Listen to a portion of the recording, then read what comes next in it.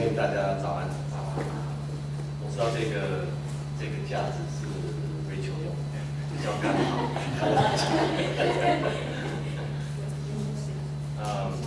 刚才的最后一首诗歌是我今天第一次唱到。我的一生在你手中，向着标杆直跑，得最终奖赏。然后细数过去神的恩典，他知道我们的未来都在他的手中。很美的一首诗歌。那之前我们也唱了一首诗歌，叫做《我的心要称颂你》。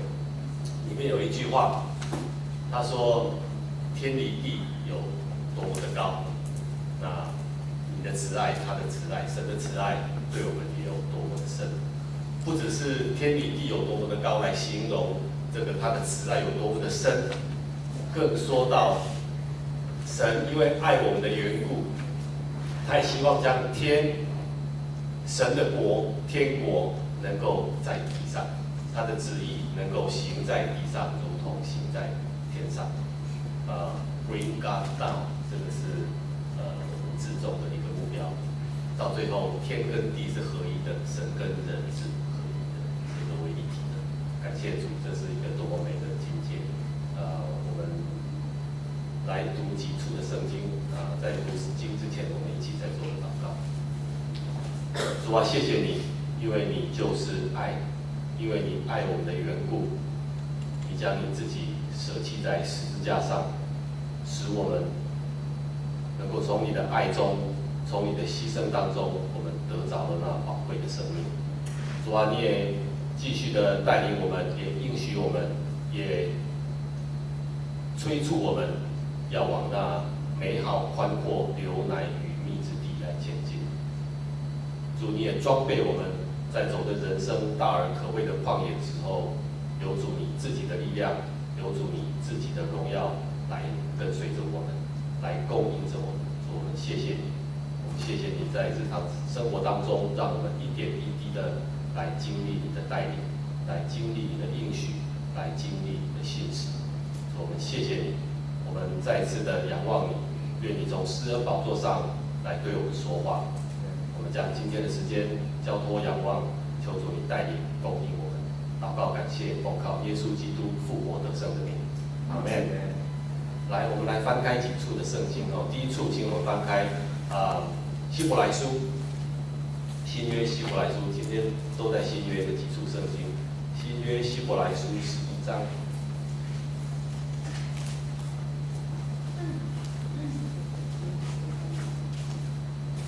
希伯来书11章，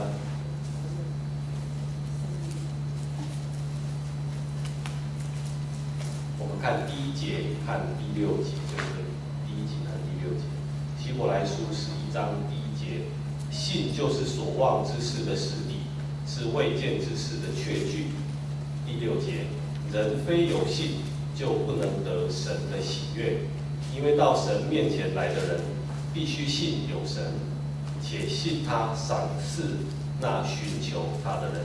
我再读一次：人非有信，就不能得神的喜悦，因为到神面前来的人，必须信有神，且信他赏赐那寻求他的人。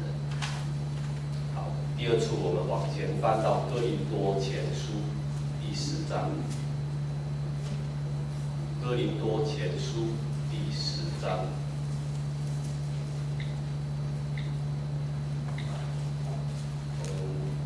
前面的6节，哥林多前书第10章第1节这样说：弟兄们，我不愿意你们不晓得，我们的祖宗从前都在云下，都从海中经过，都在云里海里受洗，为了摩西，并且都吃了一样的零食，也都喝了一样的灵水，所喝的是出于随着他们的灵磐石，那磐石就是基督。但他们中间多半是神不喜悦的人，所以在旷野倒闭。这些事都是我们的见解。就读到这里。再过来，我们请翻到马太福音第6章。马太福音第6章。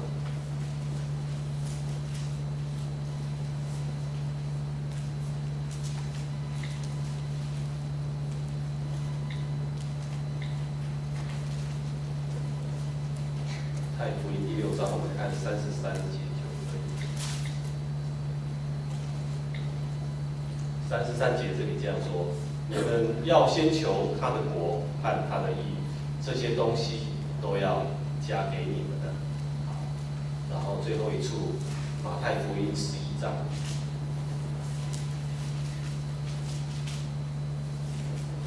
马太福音11章12节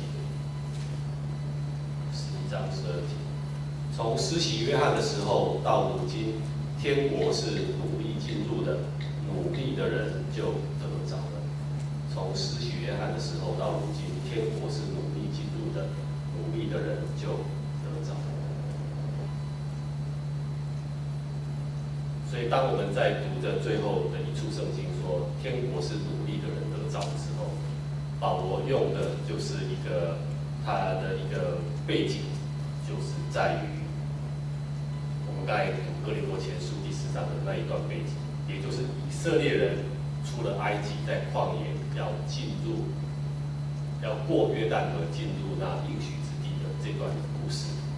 那我们记得年初的时候，在读约书亚记的时候，曾经也分享过这段故事。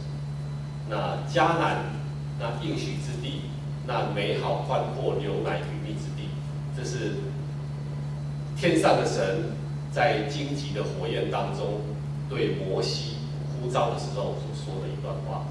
他说：“我要将他们的苦情，我已经看见了，也听见了。他们在埃及，以色列在埃及受到逼迫，受到捆绑。那神说我都听见了，也看见了。那我要将他们拯救他们出埃及，并且进入那美好宽阔流奶与蜜之地。”哇，这个形容是，你有没有觉得说神他的风格就是这样？他的风格是不只是将我们失去的给我们，他还给我们远远超过我们所应得。那我们记得前2个礼拜在分享罗马书第5章的时候，神有一个常常保罗在第5章里面用到一个词，常常用就是 much more， 什么都是 much more。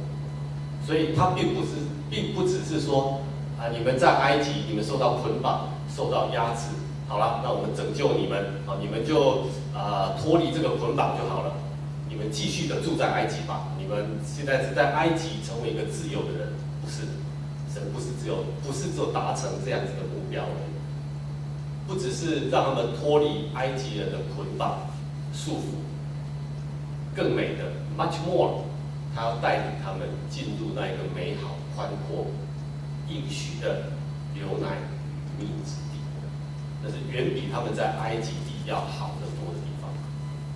所以神的行事风格就是这样，永远对我们是 much more，much more。然后一直到在启示录里面讲的，到某一个程度的时候，你会 no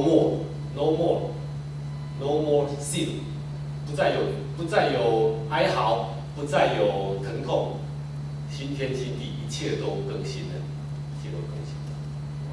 所以好美的一个 vision 好美的一个景象摆在我们的前头。那迦南呢？迦南地呢？那应许之地呢？就是神的国一个很好的一个表证。保罗他有一次记得在《使徒行传》里面有个故事，他四处的去传福音。那每次去某一个地方，都先进入犹太人的会堂，想把天国的福音、神国的福音传给他们，但是往往他们是不能接受。后来他就转往外邦人。那所以从外邦人许多的外邦人接受了，那这些犹太人呢就非常的不高兴，非常不高兴。他说外邦人怎么配得这样子神国的福音？只有我们犹太人才是天国的子民，所以这些犹太人非常不高兴，所以也跟着这个保罗四处要去这个阻挠他传福音。那有一次呢，保罗就在一个地方就被犹太人用石头打到一个程度，圣经这样记载说，他们都以为他死了，打他的人都认为保罗已经被石头打死。那表示这个人躺在地上，伤重到一个程度，都认为他完蛋，他已经去世了，他已经没有气息了。就凭着神的恩典，他又起来，他说第二天，圣经这样记载，第二天他又进城去了，反而去兼顾门徒的信心，去安慰门徒，兼顾门徒的信心，在使徒行传14章里面你可以看到这样。然后他就讲了一句话，他说：“我们进神的国，要经历许多的艰难。我们进神的国，要经历许多的艰难 （tribulation）， 经历很多的 pressure， 经历很多的压力。是的，有一位牧者这样说：我们从四周围来的许多的压力，要把我们使我们压到一个程度，我们能够离开了我们的自我，让我们不再受自我这个 self 的束缚，把我们压进了他的旨意跟他的国。是的，弟兄姐妹，我们想一想保罗的一生，我们有许多的这些圣经里面所记载的，靠着神的恩典，在为神来服侍神的这样子的人，他们的一生的一个表率。当我们再来思想一下出埃及进迦南的这段故事的时候，更是给我们许多的警惕。大家都在同一个起跑点上，都受了这个羔羊的血的救赎，大家都吃了羔羊的肉，然后出了埃及，对不对？是不是这样？大家都出了埃及，在摩西的带领下都出了埃及，过了红海，然后进入了大而可畏的旷野之后，你发现，在大而可畏的旷野里面，他们10次的挑战神，不信神，这个描述常常让我觉得很吃惊与惊讶。你知道为什么惊讶吗？因为这些以色列人是有一个他们亲身的经历，他们不是听别人说，他们不是听某位弟兄、某位姐妹说他们的见证，他们是亲身经历神的带领，神有这样子大的神迹奇事行在他们的面前，他们没有东西吃了，神就从天上降下玛纳，天天来供应他们；没有水喝了，就叫磐石出水，让他们有水来供应他们。神屡屡的这样子照顾他们，供应他们。所以在生命记的时候，这个摩西也这样子来叙述，说40年他们的鞋子是没有走破，衣服也没有穿破，神是这样子的来供应他们。结果呢，他们40年做了什么？他们就在四处绕来绕去，绕了40年，一直没有能够进去。神的呼召是说：我将救你们出埃及，然后带领你们进去。就后来几个人进去？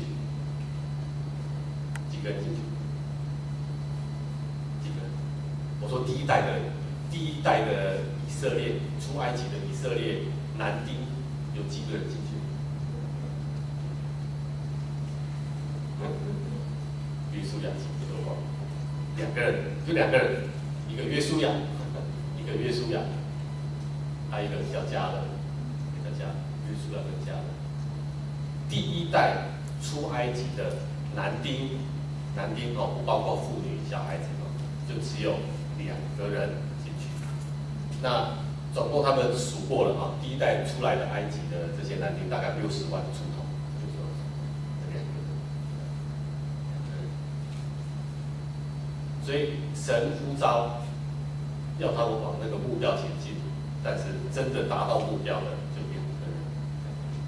在诗篇106篇里面还讲到一句话，令我更吃惊。他说这些以色列人藐视那美地，不信神的话，不信他的话 ，despise 藐视那个美地。所以我不但是不相信神的话，那个地我觉得这个不去也罢，也没有什么好让我值得我尽我的全力要去冲刺进去。藐视那地，藐视那地。为什么能够？为什么他们不能够进去？就这两个原因，一个叫做恐惧，一个叫做不信。最主要就是不信的恶性。刚才希伯来书我们讲到，说人非有信不能够得到神的喜悦。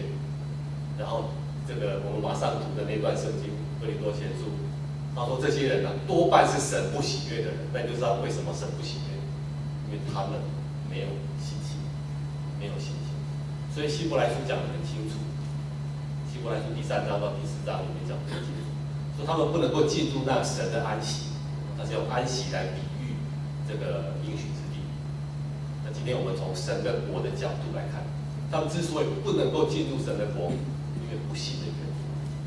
他们已经有福音传给我们，也传给他们，但是他们没有信心跟所听见的道来相调和，没有信心，以及没有因为信心产生的顺服带出来的行动，能够在约书亚元帅的带领之下能够进去，没有，多半都是神所不喜悦的人。你可以远远的看见那个美地，看见是一回事，但是没有人有信心说要进去，大部分人都没有这样子的信心要进去，因为进去要经历许多的艰难，进去有许多的征战，有许多的征战。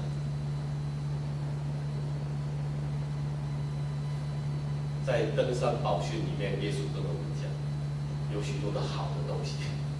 好的无比的一个景象，比如说了打个比方，他说你们要为你的仇敌祷告，为逼迫你的人祷告，你要爱你的仇敌，为逼迫你的人祷告。哇，这个很难，这个很难。但是你说你心里会说，哇，这个很好，这个太好了，这是个非常好的一个境界。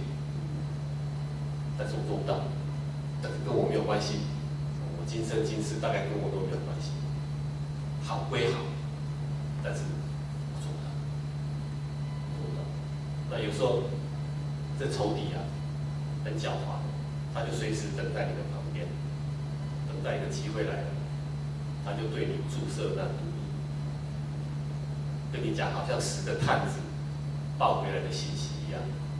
总共差遣12个探子，10个探子，大部分探子都给你报坏消息，都给你报坏消息。什么坏消息？那个城墙太高了，那边的人太高大了，他看我们就像蚱蜢一样。我看算了，你是不可能的 ，impossible 进去。但是神又同时也给我们一句话，对不对？在神凡事都能，是不是这样？就在神凡事都能，在你凡事都不能了，我知道，在我也凡事都不能，所以枝子离了葡萄树，就什么都不能，也什么都不是，昨天在准备的主日学的时候，跟教会讨论这个罗马书第6章，我就想到一个问题，说有一个人，假设这边有2篮的苹果，你知道，然后这边2篮的苹果，一篮是只有1颗好的苹果，其他是烂的苹果。那另外一篮呢，是通通是好的苹果，但是有1颗烂的苹果。哦，那你们跟我讲，这个好的苹果里面有1颗烂的苹果，过几年会怎么样？都是好的苹果，只有1颗烂的苹果，你说过几天会怎么样？好的也变烂了，全烂了，都烂。好，那我再问了，这边都是烂的苹果，有1颗好的苹果，它最后会怎么样？那颗好的也烂了，是不是这样？还是好的把其他烂的都变好了？没有吧？不会吧？你知道为什么都烂了呢？为什么都烂了？为什么1颗好苹果也没有办法把其他的烂苹果变好，但是1颗烂苹果就可以把其他的好苹果都感染，最后都烂？你知道理由就是这个好苹果，当它从树枝上摘下来的那一刻，它就开始要烂。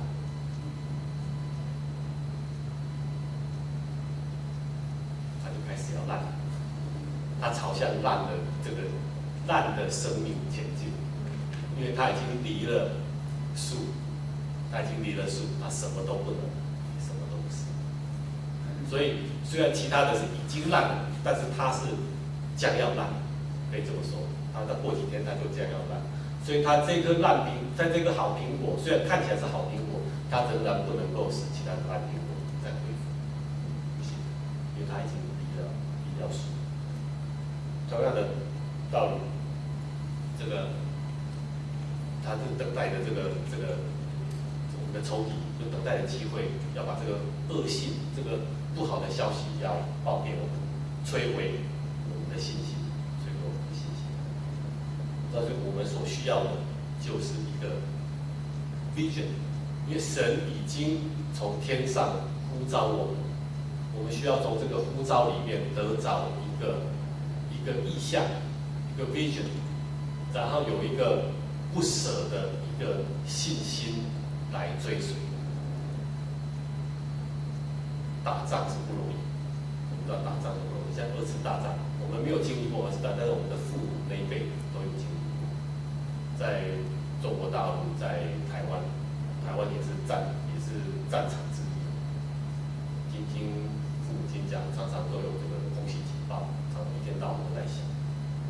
因为日军，然后美军就要轰炸日军，就轰炸到台湾来，所以战场是到处都是，非常艰难，打了很多的年，打了8年抗战，不容易的。靠着你一个国家的力量，或靠着你自己的力量是不可能打赢的，不可能打赢。但是别忘记了有一个元帅在带领，元帅在带领。我们是不是只能像那第一代的这个以色列人，只有满足于那些探子带回来那个美地，有哇好大好吃的葡萄，出熟的果子，好是好，但其他的我们都不想要。那这个好吃的葡萄吃完之后就没有，我们是不是只有满足在这样子一个出熟的果子的一个阶段？很多的基督徒都有这样子的一个目标，其实也不算目标，就是我们在等死后上天堂，死后上天堂，所以我们没有什么，其实就没有什么目标，因为死后上天堂这是一个不难达成的目标。我可以跟你讲，这是个不难达成的目标。当你没有设定一个目标的时候，你说我随便我这样打啊，我也中了哦，因为反正我也没什么目标，我的目标很低，或者是我根本没有什么目标，那我随便打我都会随便打都会达到一个什么样子的一个目的，但是这个目的却不是神从天上呼召你要进入那流奶与蜜之地的那个目标，是差很远的目标，所以他要我们有一个锲而不舍的一个信心来追随他。2个例子，一个例子就是像猎狗，他们有时候他们来猎狐狸，狐狸是很狡诈的，也跑得很快的，那猎狗出去就追狐狸。那有时候狐狸很狡诈，它可能会躲起来，所以有时候猎狗可能看不见，眼睛看不见，但是气味还在，狐狸的气味还在，所以它不会放弃，猎狗是不放弃的，一直要追到你这个狐狸为止，要追到你狐狸为止。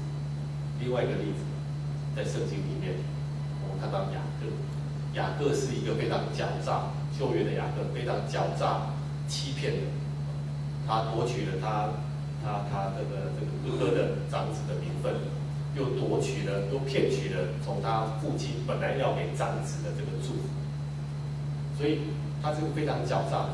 但是最后，你看有一次他在雅博渡口，半夜当中没有四处无人，只有他一个人，神的使者来跟他 wrestle， 来跟他摔跤，这是一个征战，他说摔跤一直到黎明，天亮了，使者说我要走了，他说不能走，不能走，你一定要留住才能够走，他不让他走，他不让他走，锲而不舍。结果他得着雅各得着什么？雅各得着他名字的转变。他说：“你不要再称为雅各了，你不要再称为欺骗者了，你要成为以色列，你要成为神的长子。”于是他的性情，他的 nature 就是在这当中就改变，因为他锲而不舍的一个信心，他紧紧的抓住，抓住。这是给我们一个很好的一个警惕，也是给我们一个很好的一个学习。当我们前2个礼拜讲到说神的国在哪里，神的国在哪里？主耶稣对法利赛人说：“你几时要将神的国显现给我看？”耶稣说：“神的国不在这里，也不在那里，你不是用你的肉眼可以去观察得到，因为神的国就在你的里面 ，within you，在这里面。所以哪里会有征战呢？我们说进入神的国要经历许多的征战，哪里会有征战？会有征战的地方，只有当有仇敌在挡你的路的时候，才会有征战。如果一路都没有敌人，你就是长驱直入了，对不对？哪里会碰到征战？不会。哪里有征战？就是有仇敌的地方，在挡你的路的地方，才会有征战。哪里会有征战？基督徒哪里会有征战？保罗不是这样说吗？他说：“我的肉体里面没有良善，我立志要行为善，行善，却行不出来。我不想行的恶倒是行出来。”他说：“我很苦啊。”罗马书第几章？我很苦啊。我肢体里面有一个律，那我心中里面也有一个律，他们2个律在交战。那这肢体里面的律，肉体里面的律想把我掳去。苦啊！谁能够救我脱离这屈死的身体？但是后面有一句话，他说：“感谢神，靠着我的主耶稣基督就能够来得胜，靠着我们天上的约书亚就能够带领我们来进入过约旦河，进入那应许之地。靠着约书亚进入这个应许之地之后，还经历了许多的征战，凡脚掌所踏之地。”才是真真实实的理智。这是神的国，需要这样子的一个锲而不舍的一个信心在里面。加拉太书也是这样讲，说圣灵跟情欲交战，对不对？第5章，圣灵跟你的肉体来交战。在撒母耳记下第3章第1节这样，他总结。扫罗家跟大卫家，他有这样一个结论：扫罗跟大卫家常常在交战。后来一个结论，他说扫罗家和大卫家交战很久，但是大卫家日渐兴盛，扫罗家日渐衰败。他越兴盛，我越衰，是不是？就是征战的结果一定是这样。如果我们存着顺服的一个心，在他的带领之下。就会打造这样子的结果。我们圣经里面有一个很有趣的一个例子，在士师记第3章里面，士师记里面介绍了许多的士师。第一个士师叫做俄陀念，他带领以色列人脱离米索波大米的王的这个束缚。那第2个叫以物带领以色列人脱离摩押王的这个捆绑跟压榨。到第3个呢，大家很少去提他。第3个很少提他，因为只有1节圣经讲到这个人，那个人叫做珊迦，在第3章的最后1节，叫做珊迦。珊迦是什么人呢？他是一个王吗？不是，他是一个军队的领袖吗？是一个元帅吗？不是，他不是，他都不是。他是一个什么？他是一个很普通的人。他是一个什么人？他是一个农夫。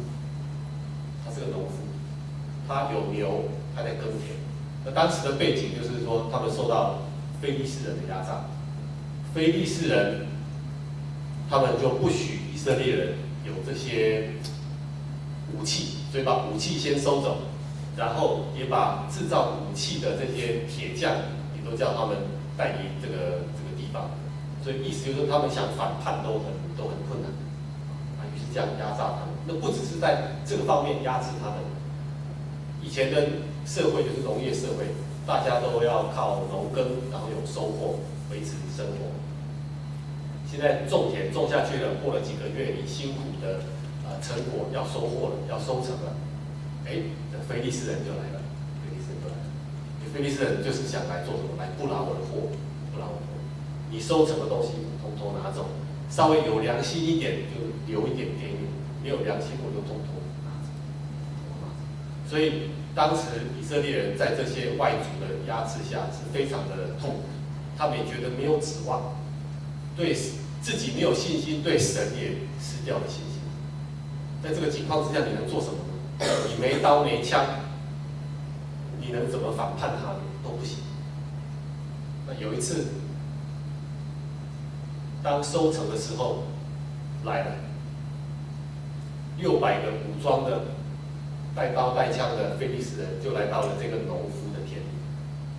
这农夫叫三家，三家觉得够了。他对神有一个不一样的信心，他对神的呼召有一个不一样的跟其他的以色列人不一样的看法。他就用他赶牛的棍子，其实像藤条之类的东西一般我们赶牛、吹牛，他用古时候就是用这个树枝、藤条来做成。那也许在尖端能够有少许的一些铁片，就是这样子。他就用这样子的一根藤条、一根赶牛的棍子，击杀了600个非利士人。600个非利士人。那下面还有一句话，他不只是为了自己的缘故拯救了杀了600个这个非利士人，他说他也救了以色列，成为第3个士师。他是一个元帅吗？不是，他是个非常普通的一个人，他不过就是一个种田，非常普通。弟兄姐妹们，有时候仇敌就会在我们耳边响起这些话，你也圣经也不熟，你也不能教主日学，你也不能讲道，你也没有办法跟人家分享福音。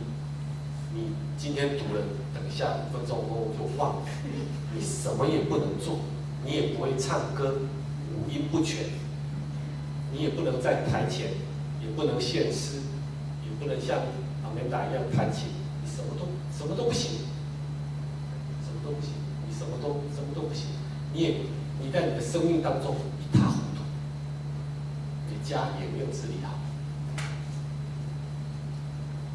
你有很多的失败，你不讨神的喜悦。弟兄姐妹，我跟你讲，这些话，有时候就会常常在你的耳中响起。你只不过是个农夫，你只不过是个什么？你什么都不是，你什么都不会。是的，我们在神面前，我们的确什么都不是，也什么都不会。但是我们不是依靠我们的肉体，不是依靠我们的劳碌，我们有一个天上来的约书亚，他就住在你我的里头，他要率领我们来做这个征战。征战的胜败在乎耶和华，不是在乎你，更在乎我们没有那个能力，我们没有那个能力。所以你的目标放在哪？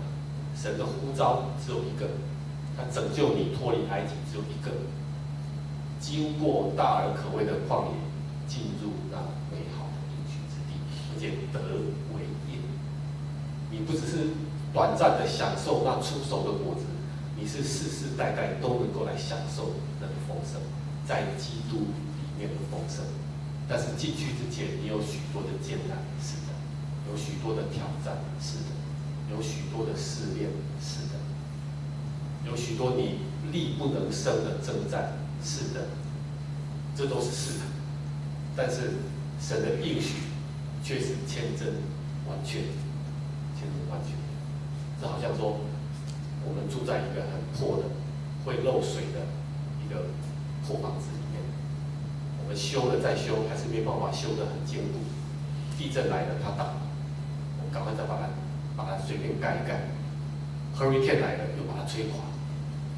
所以我们是住在一个很简陋的一个非常勉勉强强能够稍微遮风避雨这样的。但是神跟你说，在某个地方为你预备了一栋豪宅，一栋是很漂亮而且各种功能的一个很舒适的一个地方。他说那个是你的，那个地的一定是你的，已经在你的名下。那你所需要的是什么？你所需要我搬到那里去，就是搬到那里去。但是搬到那里去有许多的，这个中间有许多的困难，也许需要旅费，需要一个长途的跋涉，需要什么样子的其他的拦阻。但是神已经应许说，那个是你的，你要不要？你要不要？你的 goal 在哪里？你的目标在哪里？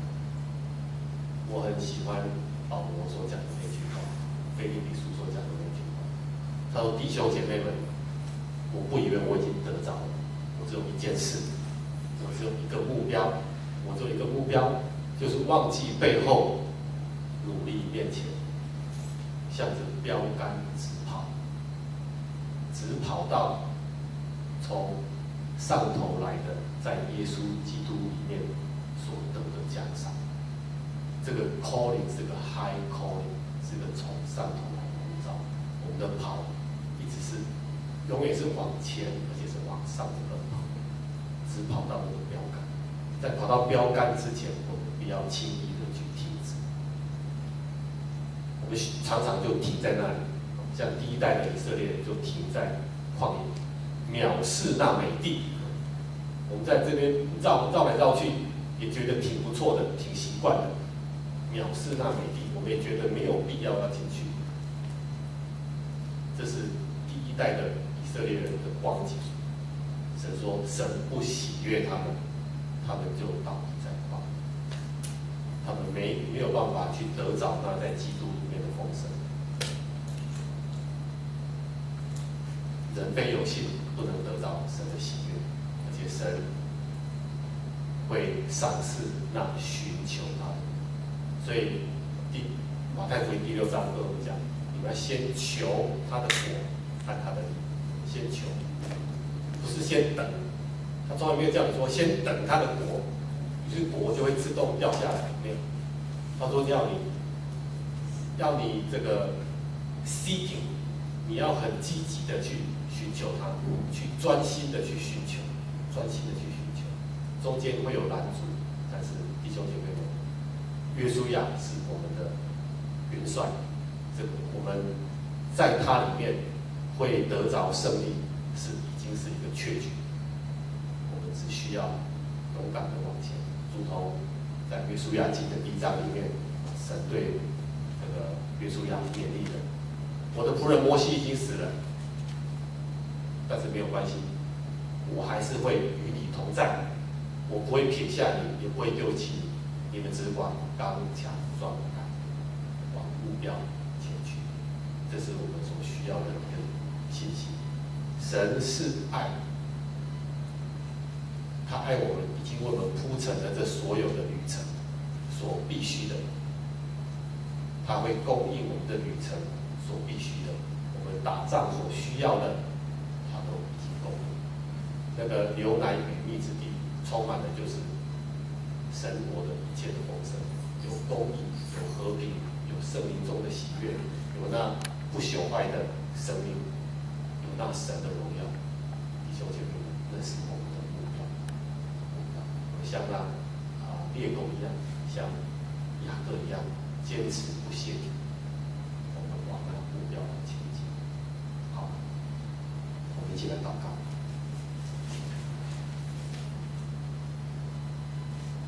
亲爱的父亲，亲爱的天父，我们实在是感谢你所为我们预备的一切的恩典。主啊，你就是爱，因为你爱我们的缘故，你就将你自己也给了我们。主，我们如今也能够爱你一点点，或者是爱我们的邻舍，乃至你先爱我们。主，我们谢谢你，也求主你供应给我们所需的信心，让我们在往神国的路途当中，我们往那应许美地的当中，能够靠着主你所供应的信心，我们继续的往前走，往前征战，得着那最后的胜利。主啊，谢谢你，愿你自己的话语就成为我们生命中实际的供应，成为我们日后生命的一个指引，也成为我们的一个目标。主，我们仰望你，我们信靠你，愿你继续的施恩怜悯我们。祷告感谢，奉靠耶稣基督复活的圣名。阿门。